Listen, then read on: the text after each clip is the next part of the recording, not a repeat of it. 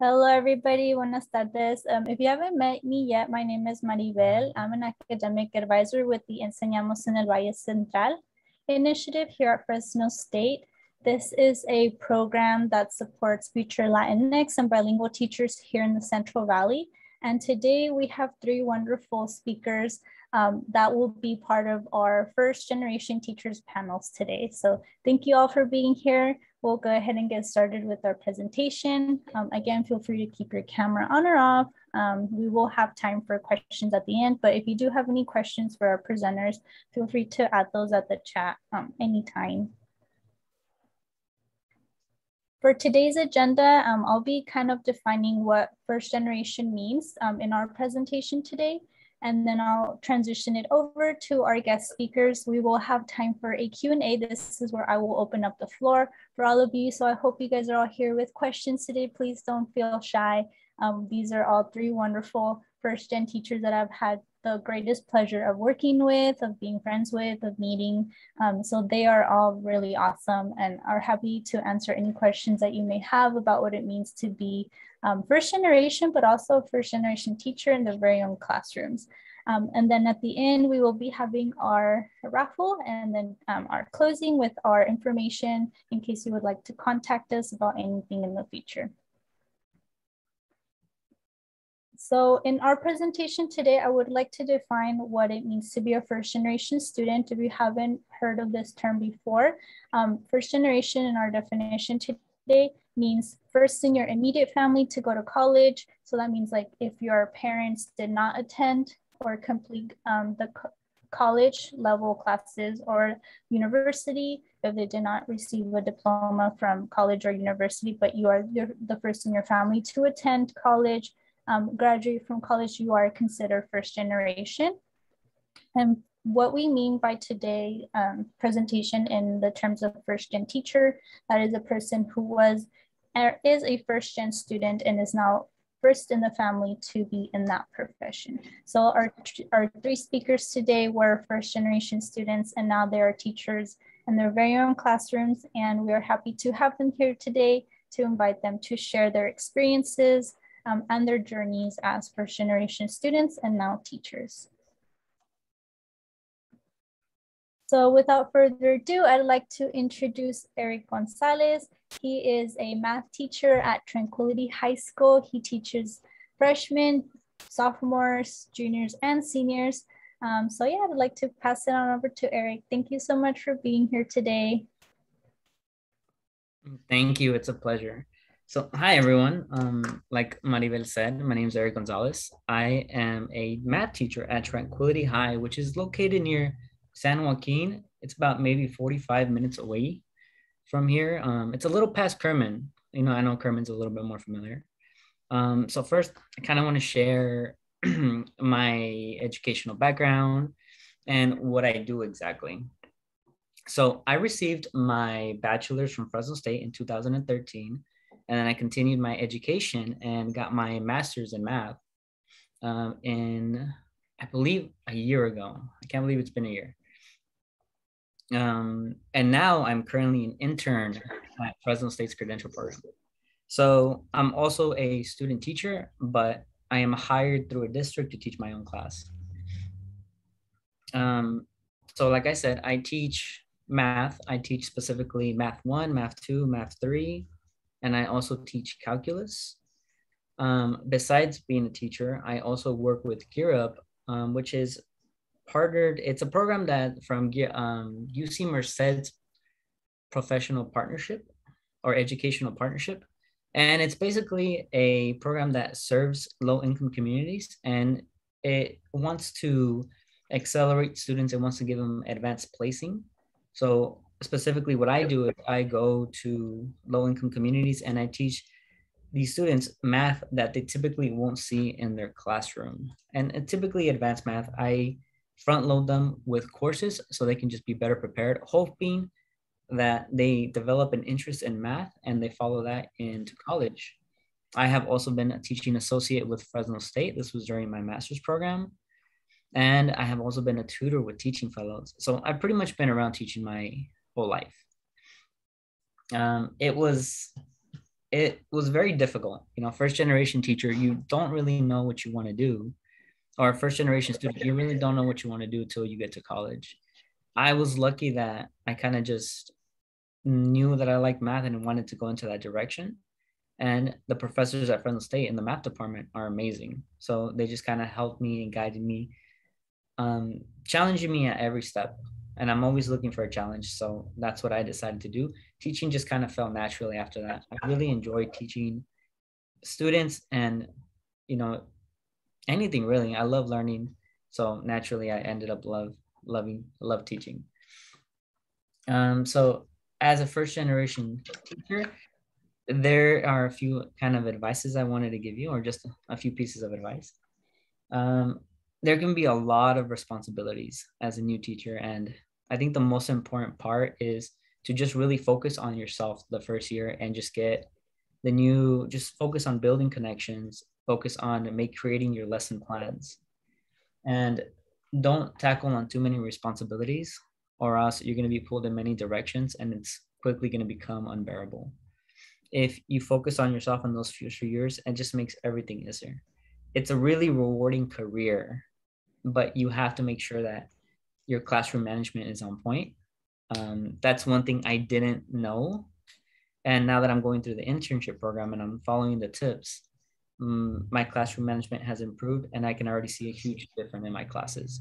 This is my second year teaching, but I really call it my first because last year was all remote learning. It was asynchronous and students wouldn't really interact with me just being online. So it's really rewarding and I highly motivate you, even if you are going to spend hours after work, you know, planning out your lessons and just fine tuning everything, but just enjoy the experience if you do decide to become a teacher. That's all. Thank you, Eric. Appreciate you. Okay, next I'd like to introduce Maria Salina. She is a CT education teacher at Roosevelt and McLean High School. And you have juniors and seniors still, right, Maria? I do, yes. Thank you for being here today. Yeah, thank you for having me here. I'm excited for all of you. First of all, just want to say, you know, keep on going. Congratulations. You know, keep on, because right now it's a really, really hard time in the schools, working in the schools, because we have like a lot of COVID, a lot of students that are feeling, you know, a little anxious. I mean, I'm sure even yourselves and us and just everybody, but you know, if you're wanting to become a teacher, I'm assuming that it's because you want to help, you know, students and the people around you. And so we have to be here for each other. So, you know, congratulations to you guys for staying in the field or for wanting to pursue the field of education. So, so for me, I kind of always wanted to be a teacher since I was little. I always admired all my teachers. And so I thought, ooh, I want to be like that, you know? So I was the type of kid that played teacher at home and stuff. So when I was in my senior year of high school, I was in a program called kind of like what I'm doing now, the CTE education program. Back then it was called ROP. Before that, it was vocational education. So that's what I did. I took that class and I got to go work in an elementary school that was near my school. So, and I graduated from Fresno High. So I got that experience of actually working with children and with students. And so I just really thought, oh, wow. And I had no direction, of course, like my parents didn't finish school, you know, they were Spanish speaking only. So I thought, but this is what I want to do. And then I started working at this teen parent program at Fresno High School. And I fell in love with working with those babies. So I told myself, when I graduate from high school, I'm going to Fresno City College and I'm going to take all the classes I can to learn about children, because child development, because that's what I wanted to do. That was my goal. And so I went and I talked to an advisor, counselor, and I felt a little discouraged because the counselor said, oh no, you don't want to waste your time with child development. You want to go straight for teaching. This is what you need to do. But I guess I was a little stubborn because I went ahead and I just took all the child development classes and kind of found my own way that way. So the first job that I got was working for Fresno Unified, was a paraprofessional as a teacher assistant for a teen parent program. So I did that for, I want to say maybe 10 years, but I didn't quit going to school because I had, so I guess one of my obstacles I could say was being married as a young person, because I got married at 18 and then I had children, but I continued to work full time and I continued to go get my my credentials. So I still didn't want to be a high school teacher. I was just thinking about that preschool teacher because that's what I thought I wanted to do. So when I was working in that teen parent program at Fresno, well, I started off at Roosevelt and then I went to Fresno High. So I've been around the Fresno Unified in different schools, but I kept going to school, like I said, and all of a sudden, I guess I had wonderful mentors around me. So even the directors, I saw what they did and what they were teaching.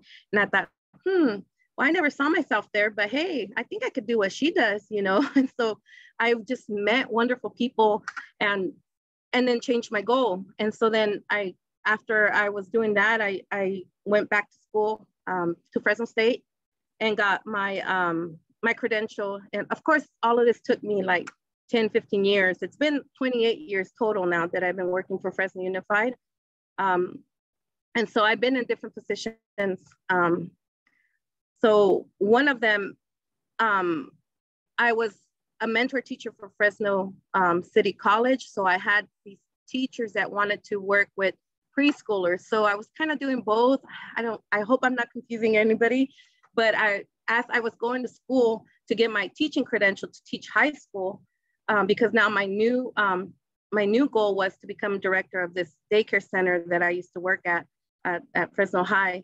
I was also working with Fresno City College to mentor teachers that wanted to work with preschoolers. So I was in both. I was in the child development and also with trying to get my credentials, my own credentials to teach high school. So I have a very unique type of credential. I was one of the last cohorts at Fresno State to receive the home economics credential, which allows me to teach in high school single subject in like home economics. And I'm also allowed to work with anything that has to do with CTE, which my field is child development.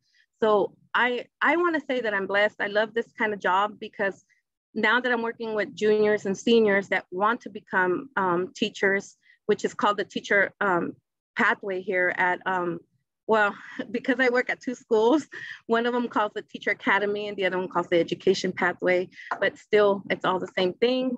We're preparing our juniors and seniors to get experiences at different schools, kind of like teaching fellows. I'm not sure if any of you guys are familiar with that, but same type of program. So I'm basically helping my students become teachers, kind of like what you guys want to do and lead them through the right direction when they get to Fresno State. So I love what I do and working with them. And then I didn't stop there. So I guess I can go on and on and on talking about what I do and what I love to do here. But another thing, I just don't ever stop. Just get in the field and you're going to take many directions. You might not even know exactly where you're going, but you're going to fall in love with so many different things. So another thing that I ended up doing, I thought, oh, I don't want to stop just being a high school teacher now. I want to work at the college level. So I went back to Fresno State and I got my master's degree so that I can work at Fresno City College. So I do teach child development classes over there at Fresno City College and at Clovis Community, because that's what my next goal was. And then after that, I thought, well, why not be a principal or a VP, right? So I went back to get my admin credential. So now I have that, and I've applied at several different positions available through Fresno Unified. And at first I thought, oh, this is what I really want to do. But now that I've gone through the interviews, I'm like kind of second thinking about that. I'm like, do I really want to be an admin? I think I want to be in the classroom with the students and all these wonderful people that I get to go meet all over the schools, because I'm lucky I get to go observe my students at different job sites. So I kind of like that. And if I go for admin, I was thinking, I'm not sure if I'm going to be able to be around so many students that way. And then I'm going to have to stay up till, 10 o'clock p.m. to observe supervision of students and et cetera, like all these other duties. So I think I'm going to stop there for now. But I'm excited that we're getting new teachers in the field. And so one other thing before I probably ran out of time that I want to tell you guys is that for future advice is that even if you start as a substitute right now, it's paying great. It's Fresno Unified, I think it's $208 a day. And then I know other school districts are like 250. So that's really good right now, even if you're just a substitute teacher. So for now, until you finish your credential, or there's many positions available. So it's looking really good for you guys to get into the field right now and stay in there. And also keep looking on the website, you know, like Fresno Unified or Sanger. I don't know where you guys are from, but there's always, everyone's needed. So you can even get in as a part-time, or you can get in as a paraprofessional, or get your foot in the door. I mean, you guys are valuable for the districts. So I want to tell you guys, thank you for your time. And if you have any other questions, go ahead and ask me. And I'll write my email address in the chat, or so that you guys can contact me if you guys need any help, you know, for Fresno State or Fresno City or anything like that. Okay. Thank you. Thank you so much, Maria. And then last but not least, we have Sergio Vera. He is a 6th grade history teacher at Ross Middle School, very also good friend and colleague of mine. Thank you for being here, Sergio. Thank you for having me. I appreciate it. So first of all, guys, a little bit about my educational and professional background. So I did 4 years at a junior college. The place I work at, it's in the Modesto area, a small town east of Turlock and Modesto, a small rural agricultural school. But I did 4 years at Modesto Junior College out here. Then I did 4 years at Fresno State, got my doctorate. I'm kidding, I didn't get my doctorate, but the number of years I did of school, it felt like I got my doctorate. And in between that whole time, I did 8 years of construction. So every summer I'd go back home and work in construction. And then when I finally moved to Fresno, I had the opportunity for work study, and I just started going around campus, pretty much office to office, seeing who would allow me to work and be able to work with my schedule that I had. And then I showed up at the Lyle Center there, just above the gym. If you guys aren't familiar with it, that's where I used to work. And at the time, they had a program called Kids Invent, and shout out to Mark Aguilar. Never knew what a mentor was, but now that I'm a few years outside of Fresno State, that guy was my mentor and helped me out and gave me an opportunity, a huge opportunity, and allowed me to work there as an accountant, or, you know, to do small accountant stuff. Found out that I was not good at that at all, and then allowed me to work in a program called Kids Invent. And it was a STEM-based program, so science, technology, engineering, and math. And they exposed me to curriculum standards. And now I'm not a science teacher, I'm a history teacher, but just seeing how curriculum works and how people truly create these programs and what the amount of time that goes into it's really amazing. And it just opened my eyes to that. But along with some more professional background, I worked for the city of Fresno throughout my whole time out there at in Fresno. I got tons of experience working with a variety of families, from inner city families, rural families, families from different economic backgrounds, which really set me up as a teacher, I felt like.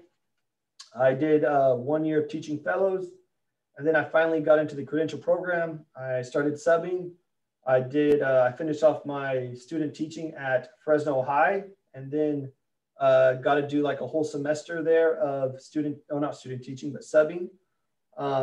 So I think that was really great exposure. I had definitely a different mentality of the students there. And then when I was there, totally different experience that I'm so grateful for.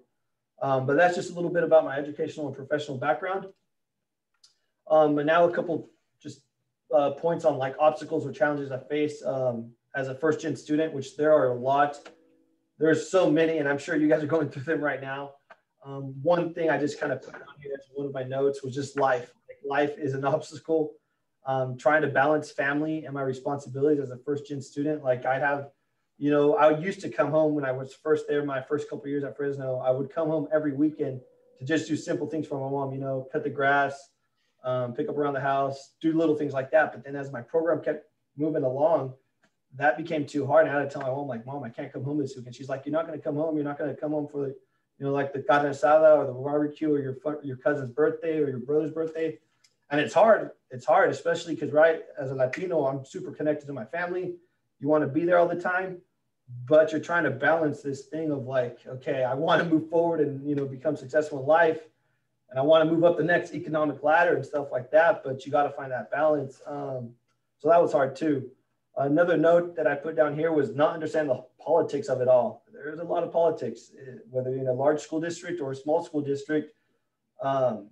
You'll find out which way they lean or which way they don't lean or don't want to lean. But it's politics. You'll find out why that proposition didn't get through, or why that school doesn't have funding, or why is that money not going there, or when it's needed there, or why isn't it allocated to certain places. Along with working and going to school at the same time, which I imagine a lot of you as first gen work and go to school at the same time. So that was such a hard thing for me to be able to do. I was on, what's the correct term? Potentially like being disqualified due to my GPA, right? Not passing certain classes. It is extremely hard. Like, I'm sure there's people that do it, but I wasn't one of those people that was able to balance it. Through my whole college career is just B's and C's. Rarely did I get A's. I felt like if I did not have to go to work, I would be able to focus more, but it's finding that balance. One other thing was not feeling like you belong. I remember the first time I went into my office, just feeling kind of like, okay, I don't know what I'm doing, and I've got to make it look like I know what I'm doing. I better answer this phone and say the right stuff right now. When I would work with Maribel, trying to help students as best as I could, or trying to talk to adults and try to make myself feel like I'm at the same level as them. It's difficult. And there's still at times now that I kind of have, there's a term for it now, like imposter syndrome, where you're like, I don't belong here. This is no way I belong here, right? There's no way that I'm in charge of these 35 kids right now. But yeah, you get past that obstacle just with time and believing in yourself. The other one, another point I put here was feeling comfortable in certain spaces. We have a PBIS team here, but I'm not part of it because I don't feel comfortable sharing my true opinions with some of my colleagues. And I'm the only second Latino they have here on campus. Out of 32 teachers, there's only 2 of us, and we have a population of 60% of our students are Latinos. But yet there's only 2 Latino educators. So that's something that I'm battling here in my career, right? And this is like the job that I plan to have for years and years to come. And then I also put down the amount of work that gets asked of you as an educator. It's a lot. I'd be lying to you, and I would not be telling you the truth if I didn't tell you that there's a lot of work, especially right now. The past 2 years have just been crazy. Teachers have been pulling out, but teachers have been getting in too. I just remember the reason why I signed up for this is to impact students and to make sure that you're going to come across those students that don't feel wanted. And who knows, you might be that person that might make the difference for them. So that's why I continue to do what I do. Let me see here. Now, advice for future teachers. I put a couple of things here was know your stuff, ask questions. Don't be afraid to ask questions. Find someone to lean on. And I luckily lean on a lot on my other Latino colleague and another person that I feel that I could confide in. And I lean on them a lot. And we are our own little group and we share our own little opinions on things. But yeah, that's a hard one. But yeah, find somebody that you could trust and then speak up. You're your best advocate. If you don't speak up for yourself, no one will. And that's when sometimes you hear of teachers having breakdowns or teachers just like, you know what, I need a moment. I need to get out of class. I'm about to, flip out on the kid or cry or whatever it might be. And that's when you need to advocate for yourself because no one else will, whether that's going to your union rep or your HR rep, whoever it is that's there, that's supposed to be supporting you, you need to find out who that person is. Other thing too, right now, I don't know, what grade you guys are in, freshmen, sophomores, juniors, seniors, but make connections. I learned that when I was at Fresno State. I was part of a program called HBSA, which at the time when I was joining, I was like, why am I doing this? It's a Hispanic Business Student Association. But from there, I learned to be able to make small talk conversations, be able to communicate and express what I'm trying to tell somebody. mock interviews, knowing how to speak when I'm at an interview. And yeah, being able to build those connections to, you know, potentially somebody that you could send a quick email to and say, hey, you know what, I'm looking for a job. I'm in this area now. Or, hey, you know what, this is a new opportunity opening up for me. Do you have any tips for me? Things like that. And then one other thing for future teachers I put down, look at small school districts. I'm at a very small school district, but when I was out in Fresno, there's a lot of small school districts out and around Fresno and Clovis that are looking for teachers, and they want teachers early because they know, since they're such a small school district, that a lot of the good teachers will go to the larger school districts. But they are looking for you guys. If you are, you know, right there, right now in the credential program, look for the small ones. Let me see here. I'm trying to think of out by Hanford. There was a school district that I applied to, and they gave me the job. It was going to be a lot of work, but they offered it to me right then and there just because they're in need of teachers. So don't be afraid to look for that. And then anything else I think that I need to share with you guys is believe in yourself. You're at this stage of wherever you are right now in life, and you're still moving forward. You're still going there. You're surviving a dang pandemic, which is crazy. You know, I tell my students that every day, like, guys, you know what? We got bigger issues right now than this assignment. Let's just calm down. Let's just have a conversation. I'll just talk. And I'm a 6th grade teacher, but I will just talk to them and be like, how's your day today? And we'll put on some music and just talk for like the 7 minutes before class ends and just have casual conversation, because I think that's sometimes way more important than having to learn, you know, something in history. And then the last thing I put down here was remember the reason why you wanted to go into teaching. For me, honestly, I believe I'm a difference maker, a positive difference maker at that, right? Because whatever life you impact, it's going to be positive or negative. And it's up to you whether you want to have that positive or negative impact. And as an educator, you have a huge impact. I have students every day that say good and bad things, but every day they're leaning on me and, you know, asking me questions or looking, you know, for me for answers and advice. And I'm trying my best, but yeah, that's the one thing. So hopefully you guys got something from this. And if you guys have any questions, I'll put my email too in the chat, or if you guys need anything, feel free to ask, honestly, because I promise you, I was in your shoes not too long ago at all.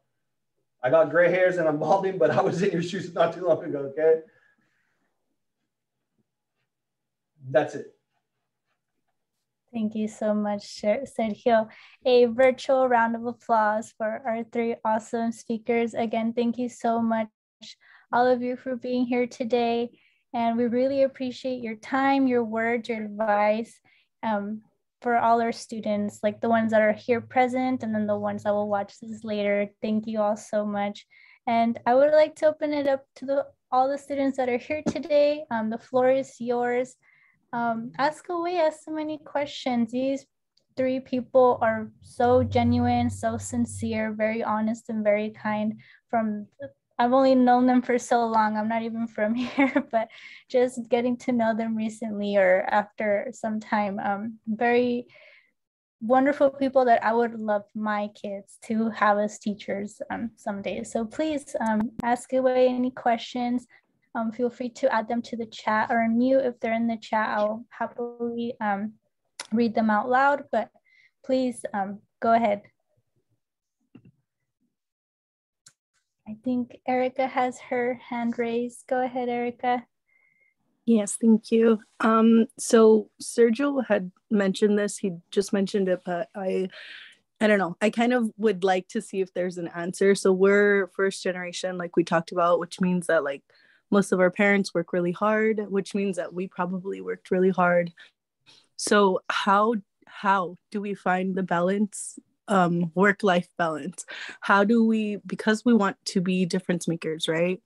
How do we do that and still have a work-life balance? I don't know if that makes sense, because I'm long-term subbing at a school district right now, and it feels like it's a lot. So I can't imagine what it'll be like once I'm a teacher. So yeah, I would just like to know, like, does that exist when you're a teacher? Because I've heard from both sides, you know, but mostly like, no, you take your work home and like you care about the kids and everything, you know? So how do we find that balance? So from my experience, this is my 4th year teaching. It is a balance, but this is the way I mean, I look at life, right? When I was in junior college, I was like, this is amazing. I can't believe I'm doing this. It is extremely hard, but here I am doing it. And when I was at Fresno State, I was like, oh my gosh, I'm staying up late. I'm staying up. I didn't go to bed last night. Here I am about to take a final, you know, and yet I am doing it. And here I am now in the credential program, or, you know, here I am now. Like Miss Salina is in a master's program about to become a principal, or, you know, if she chooses to go that route or not. Yet she's doing it. And, you know, at times we do things that we don't even believe that it's possible, but yet here we are. Since I was 17 years old, I wanted to be a teacher. And here I am doing it. It is crazy. I'm doing it through a pandemic. And yeah, it's hard. There's nights, I'm finding my balance right now in my my fourth year. I'm finding my balance, but I would be lying to you if I said it wasn't hard in the beginning, and finding between that, like that family time, or that time for yourself where you could get to enjoy yourself, and that time where you've got to dedicate yourself to your job. And our job is very unique, where we're working with kids at whatever level you work with them, that ask a lot of you, right? They come to class with different emotions, happy, sad, angry, mad, whatever it might be. And you've got to try to manage that along with them, or along with you trying to educate them. So it is hard. For myself, I dedicate a certain time. So I get here about 7:15, 7:30. And then if I'm not coaching, because I just finished coaching basketball early in the year, I'm leaving at 6 o'clock or 5 o'clock. And then I go to the gym. The gym does help me out. Now that I'm older, I realize, like, wow, it does help me clear my mind, or just let me process things out. But then also when I'm in vacation mode, or, you know, whatever other mode, I'm enjoying my life. I'm planning on going to Coachella very soon. I plan on going to Mexico this summer. I plan on enjoying my time. And I've heard it before, right? It's not going to be the end of the world if the students have a sub for one day, or it's not going to be the end of the world if you didn't get the perfect assignment for your kids. There's other people in their lives too that impact them. You're not the only one, right? You're one of many, and you could have the greatest impact or the least impact, but you're not the only one. And that's how I've learned to manage it. But I'd be lying to you if it's not hard. Like last night I was panicking because I thought I was going to give a test to my students, but our school decided to do something different with our schedule.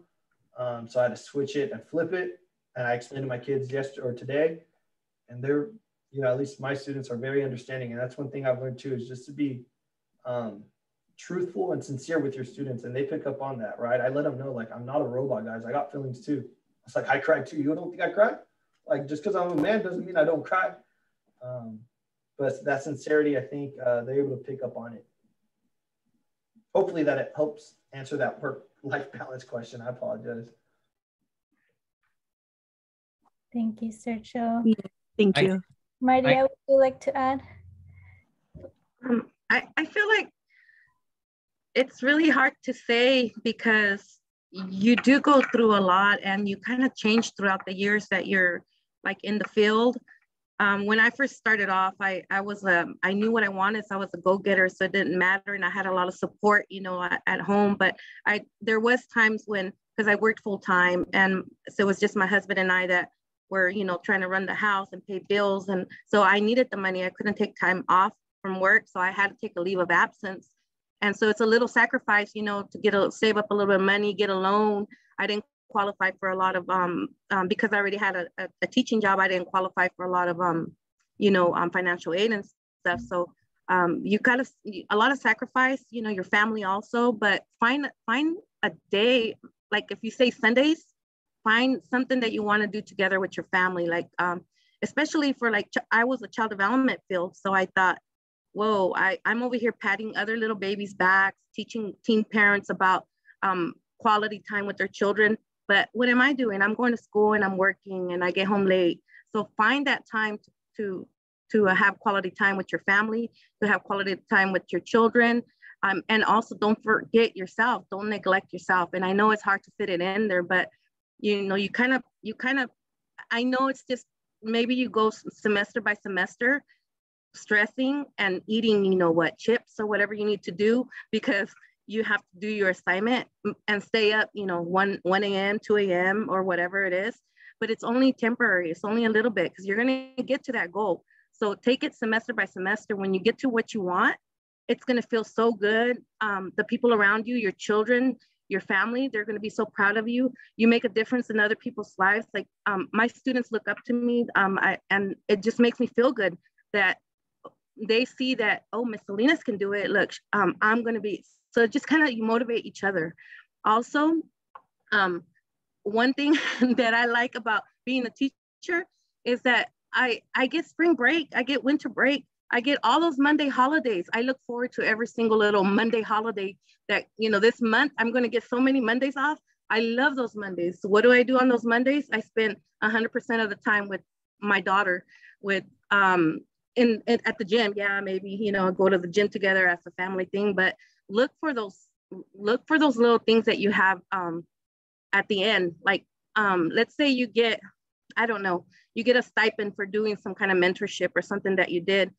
Buy yourself something, you know, hey, I want a nice dress so that when I go, you know, teaching my student teaching or whatever it is that you're doing, that you feel good about wearing that. So it's just, you're going to get through. It's just temporary, you know, that you're just feel like you're hectic and that you're, you know, oh, am I going to be able to get through this? But it's okay. Keep on going. You're going to get through one way or another. It works out. Thank you, Maria. Go ahead, Eric. Yeah. So I think so first of all, I've definitely fallen victim to that. As I mentioned earlier, you know, I'm completing the credential. I'm an intern, so I have all the responsibilities of a credential student, and I'm also a full-time teacher. Teachers get a prep period to work on their stuff. My district kind of encouraged me to sell that time, so I sell during my prep period now. So I definitely understand where you're coming from. So my biggest takeaway to find kind of that balance is take as little as home as you possibly can, and don't be too hard on yourself if you don't get everything done in one day. I think the best piece of advice would be make a short list of things you want to accomplish throughout the week, and just try knocking 2 to 3 things out per day. That way you feel positive at the end of the day, and you're not slowly knocking down things on that list. That list is never going to get any shorter. That I promise you. Things are going to pop up left and right. It's okay to be ambitious, but don't let it affect your personal health. Always make sure that you're taking care of yourself first. Because if you fail to take care of yourself first, you're going to get burned out. And that's really what kills teachers, is getting burnt out. Also, that first year, I know you're long-term subbing. When you become a teacher, that first year, really focus down on setting your kind of your style.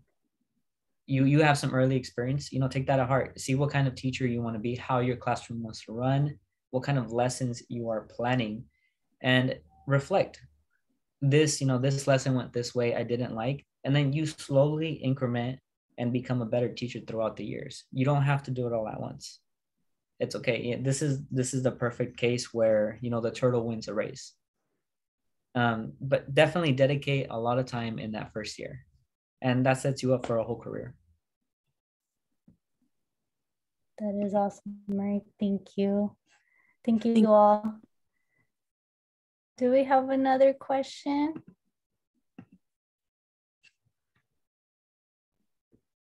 Con confianza, you guys. We're all here to support each other. Adrian, would you like to go next? Yeah, my question is, how do you guys manage your money? I know for many teachers is when you first start off, you don't get as much, or if you're a sub and stuff. So how do you guys manage to apply stuff with your school and like pay rent and stuff like that? Like, how do you guys budget?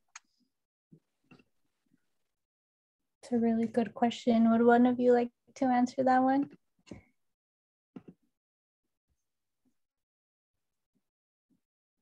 Yeah, go ahead. Oh no, your advice is, I'm terrible with money. So your advice is probably better. Okay. Here, I'll go something real quick, because so for my experience, at least through teaching, right, it was a big jump for me from what I was learning like through work study and stuff like that. But one thing that I've learned now, right, I'm 31 years old. I think the term is like financial literacy. I don't have that. I I know like to put money in savings and checkings and this and that, but financial literacy, man, and this club I was in at Fresno State at the time, I remember they'd be talking about that from time to time, but goodness, do I wish I could go back and understand that stuff, because I have money and other stuff right now, but I wish I understood all that stuff better. What I mean by that is like putting stuff in retirement, putting stuff in your 401b or whatever it is that teachers have. I don't understand that. I'm getting paid and I have money, but I don't understand how to make that money grow and different things like that. So that's one thing for me. It hurts because I don't understand exactly, and I'm trying to understand. I'm trying to learn, but it is difficult.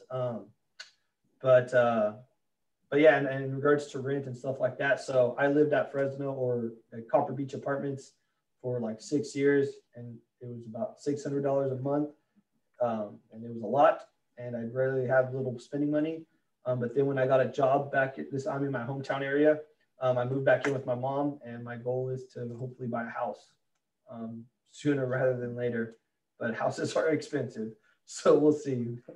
But that's my experience. So yeah, I wish I was better financially literate.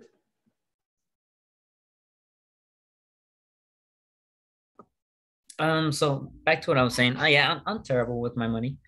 I'll be the first to admit that. But what's helping me improve is just kind of budgeting. You know, you make a budget and you account for everything that you have to spend and that you want to spend. You know, it's easy to get trapped in a lot of subscriptions like Netflix, Hulu, Disney Plus. Those are just some of the few, but just cut down on those and just really assess what's required. Like, what do I need? And what is kind of a lucrative, not lucrative, but what's for fun, and what resource am I really going to use? And then from there, once you have your necessities, you also make like a saving account. And then you throw that money into your savings account, you leave it there, and then you have a little bit of spending money, and that's when you treat yourself. The best thing I say is don't eat out. Eating out costs a lot of money, and it's what really just makes your bank account go really low. So if you buy your groceries for the week, and then force yourself to eat at home and find activities that are free and that also take up your time. I would say find a sport and maybe go to a local park or a group of friends and just do it that way. That's what's been helping me, just finding those activities that are free. And yes, you don't make too much at the beginning of teaching, but luckily it's enough to get by. It's definitely increased over the years. And just really quick for myself, like Eric said, pay your essential bills first, like your house, your car, those things, because you need that, like to move around and save money for gas. I own a Prius. I would love to have a nicer car, but I have the smallest Prius because it saves me gas. So think about those little things. And another thing that I did personally was I was teaching, the 10-month employee or whatever that is. And then every summer, I took every summer opportunity to do extra, because that was extra money that I was going to have in my savings. So, and with that money, it's the money that I used, to buy my kids, school, to go back to school, their lunch, whatever it was. So that was more like my spending money. But it's really hard these days. I understand, because like the housing is so expensive now. I've had to refinance my house. I want to say at least 3 times. We had some unexpected things come up. Again, my parents, both of them died, so we had to bury them. So we had to pull out a mortgage. So luckily we had that house to kind of back us up. But also we've taken out for a school loan. I had to take out money to pay to go back to school, and to put my oldest daughter through college herself too, because she just, as a matter of fact, she just got, it's a lot of work, but she was able to do it. She just got her law credential done over at add. And another thing is, don't be afraid to, I don't really want to say this, but I'm being honest. Don't be afraid to get that credit card that you might need to use for emergencies, because that's what we kind of had to do sometimes. I mean, it's not good to say to get into debt, but sometimes it kind of helps you, but just be smart about paying it off. You don't want to get the ones with high interest rates. Be really good about the ones that you get. So I told my daughter the same thing. You know, I didn't want to doubt her. She wanted to be a lawyer, and I was like, go mija, go do it. You know, you could do it. But we only helped her through getting done with her bachelor's degree at Fresno State. But after that, she's on her own. So she owes like millions of dollars now, probably, because she had to pay for her housing and for everything. But I told them, don't be afraid, just do it. You know, the end goal is hopefully it's going to get you enough money to live. But we all live with all these bills. So just don't even think about it. You know, being a teacher is it's going to be good, you know, and then take those little summer opportunities if possible to get extra money, or whatever you can find that's extra that'll give you that little, you know, stipend or extra things that you can get.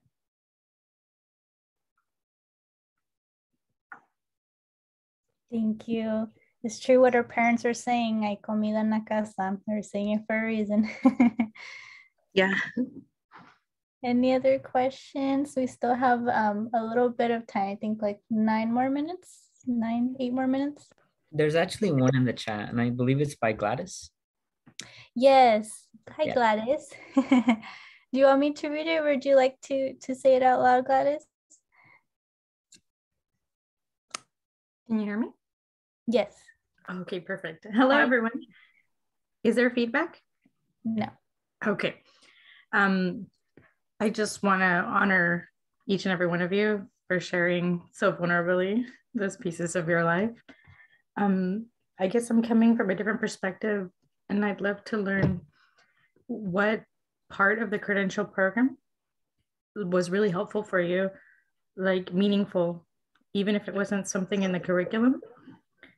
I know that you all had different journeys, but if there was something you could share with that. I'll go first this time, if that's okay. For me, it was the cohort experience. I was lucky enough to enter a credential program that was a cohort, and I loved it. I was going to school with the same people, the same teachers, the same people struggling like I was. So you kind of just form those, you find, you know, 2-3 people that you connect with when you're going through the credential program, and you're not afraid to work together, to study together, to meet, you know, at 1 a.m. or whatever time people can meet to get your work done, to study, to when you have a question that you can't, you know, and ask your teacher right away, you ask this person, or you email each other. You have these little support groups that hopefully, you know, you guys are making connections right now with people that you are in with the credential program. So for me, that was very helpful to have that support. I can go ahead. So I think the question was that entered the classroom. So I entered as an intern. So I was already kind of in the class when I started the credential program. I actually started a year before that. And I feel like the credential program has been helpful, but there's no teacher-like experience. So now that I'm in the credential program and teaching, I can say is speaking to teachers that have experience and learning from their advice.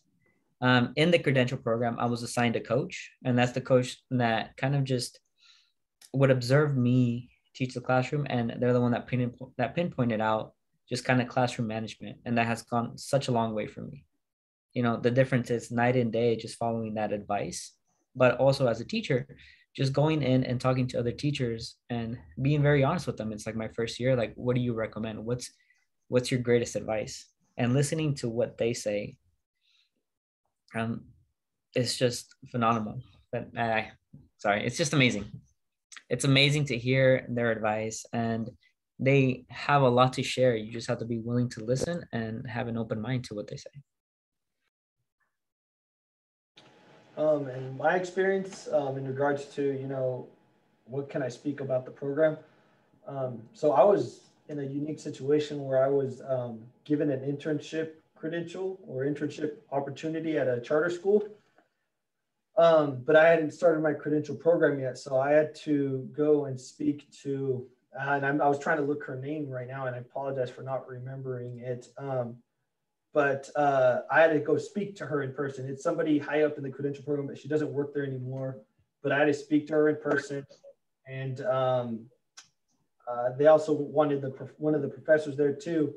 And right, they asked me like, why do you think you're going to be able to do this with, you know, with the amount, it sounds like you have a large load coming up, like with the classes you have and stuff like that. And I had a heart-to-heart conversation, tears, you know, coming down my face. I was like, I'm this close to reaching my dream. I told her that, and I was like, I'm this close to reaching my dream. And she had tears in her eyes after saying that. And she's like, okay, I'm going to give you this opportunity. And I had never had such a person in such a high position communicate with me so consistently, you know, so every week, every Friday evening, checking on me, making sure that I was handling my business. I felt the love, you know, I felt like, wow, this person cares about me and wants to make sure that I do well. And I apologize so much. I wish I remembered her name. I'm looking through my emails right now, trying to find it, but, you know, shout out to her because, you know, she made such an impact. She gave me pretty much the opportunity to make my dream come true by signing off on documents and me telling her the honest truth that I am so close to my dream. This is my dream right now, you know, and she just had to sign some documents, but she held her end up and just checked on me constantly while I was in the program. And I had anyone like that in such a high position that cared. So that made me feel amazing. It made me feel like somebody was watching over me, taking care of me. Because I know my mom, and, you know, my mom cared as much as she could, but she wasn't familiar with, right, the credential program and the paths that you have to go through and trying to navigate this professional world. But the person that helped me out was there. So that was my experience. Thank you, Sergio. And that's the thing about being not just first-gen students, but first-gen professionals, learning to navigate those things that no one's really going to tell you until you're already in it, and find someone to, like you said, lean on or help guide you.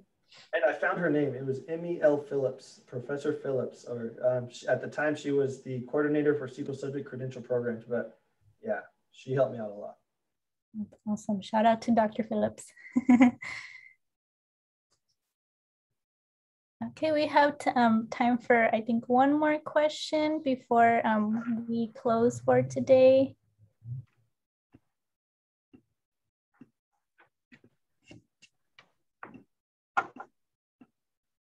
Does anybody have one more question, something that you really, really want to ask?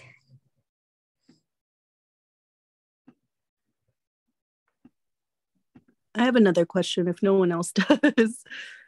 Go for it.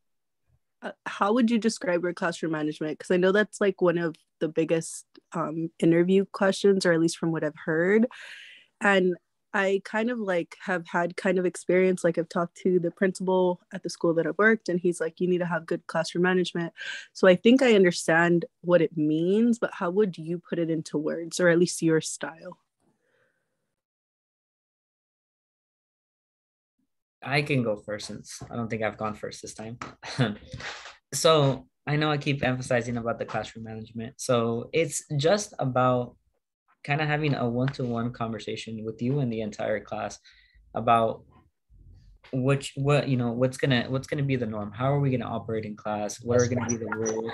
You guys come up with those rules together. And you tell the students, look, I'm gonna follow these rules. And these are rules that we created together. And as soon as you develop that kind of level of respect and you build those connections with the students, you can always just kind of go back to them. It's like, listen, like, respect's a big thing for me. And like, I'm respecting you. It's like, why are you disrespecting me? And then that's when they self-reflect. I also make it a point. I never throw away any questions or answer any student answers. So when I made my seating chart, a student thought it was unfair that the students that had A's gets to choose where they want to sit. And I was like, well, they earned it. You know that the way I assign grades or the way I grade you guys is mostly based on effort. And those are the students, if you got an A, that means you tried really hard in this class. And I feel like they should be rewarded. And just explaining what I'm thinking and just being very honest with them, you'll find that they're more willing to listen and just work with you. So I'm typically really laid back and never yell. That's one thing I've learned. As soon as you raise your voice at the students, you kind of break that connection. I never want my students to be scared of me, and I always try to keep in mind, and I just listen to them. And sooner or later, you'll notice that they also listen to you.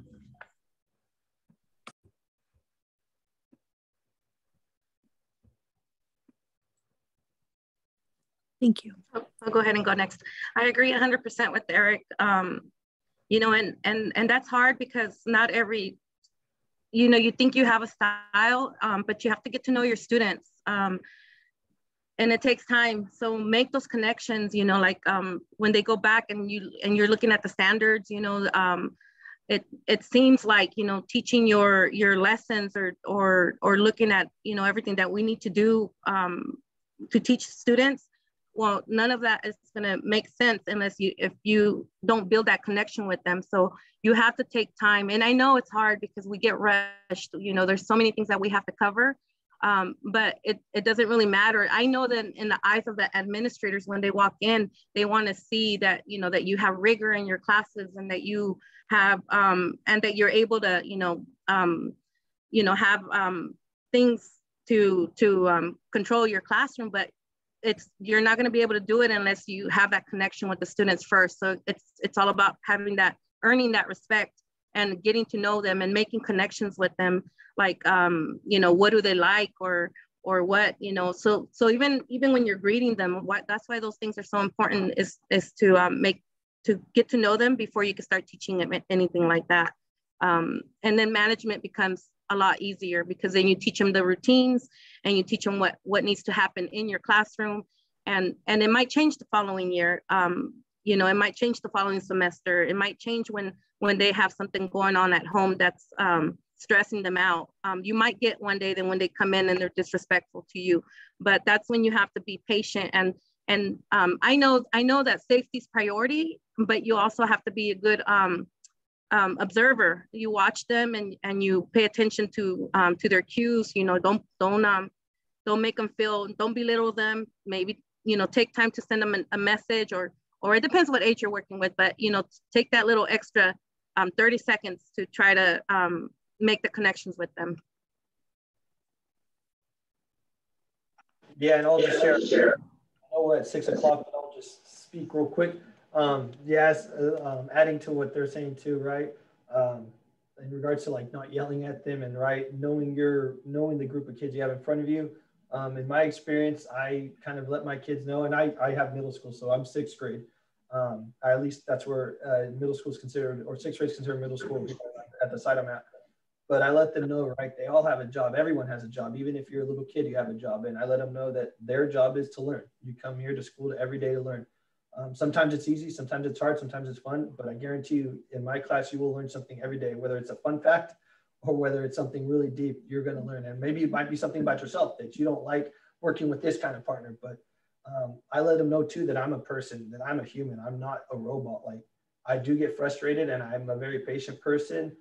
I tend not to yell. I like to have fun, but I let them know that this is my job and I care very deeply about my job because you are my job. I care about your education. If you come to my class and you feel like you are not learning, then we need to talk about that. What's happening?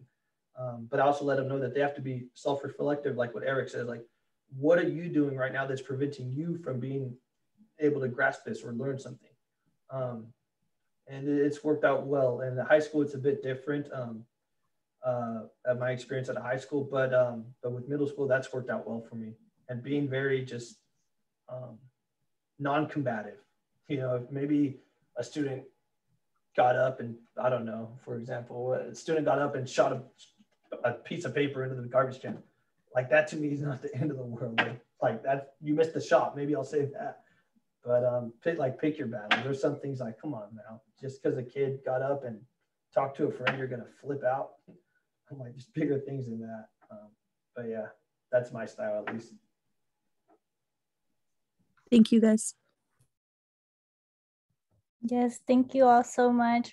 Again, we appreciate your time. Thank you for being here today. I know we went over a little bit past 6 p.m. So if any of the students need to go, it's okay. We will be sticking around a little bit for the raffle, and I'll stick around a little bit for any last minute questions. But I really, from my heart, really truly want to thank all of the speakers today for being here today, for sharing your stories. I know it's not always easy, and I thank you for your bravery and genuinely being vulnerable to share with us today. So thank you all so much. Please feel free to stick around too if you would like. If not, you're free to go. But thank you for your time, and I know some of you are still in your classrooms. You haven't even left yet. So I appreciate you. Thank you so much. And for all of you that are here today, thank you also for being here on this evening with me on this Thursday. It's almost Friday, but I do make these sessions for all of you. So if there's anything that you want to see in the future, any type of presentation, any information that you want, something that you haven't seen us do yet, we really do go off of our students' voices. We do this off of what all of you want to learn, what you want to hear. So before I set up our raffle today, feel free to fill out our survey, give us any feedback. We really truly do appreciate it, and it's what we base our pláticas off of. So if you're watching us online today, later, feel free to scan the QR code and fill out our survey. But again, thank you everybody, and I will be stopping the recording now, and we hope that you'll be back to visit us on our YouTube channel again.